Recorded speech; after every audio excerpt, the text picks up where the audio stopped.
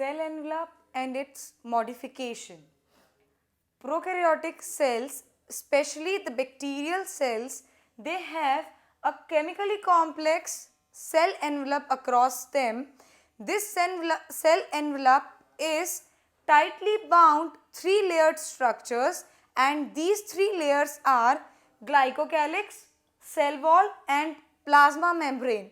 Though these three layers, they have different functions, but they serve a common purpose together as a protective unit.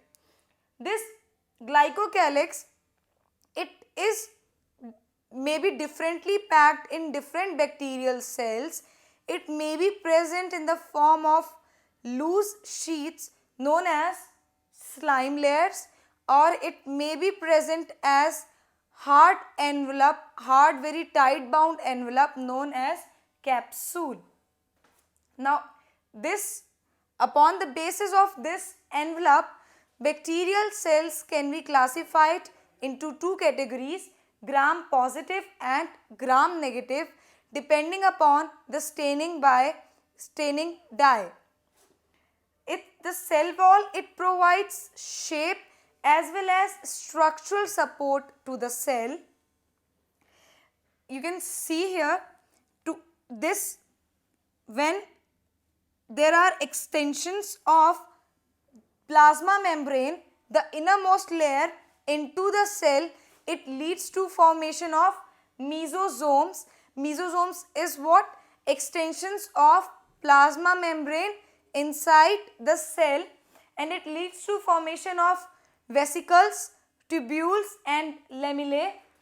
The function of these are, they are helpful in respiration, secretion, and they are also helpful in increasing the surface area.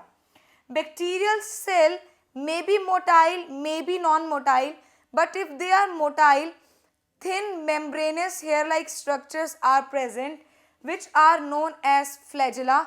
Flagella have three parts: filament, hook and the basal body.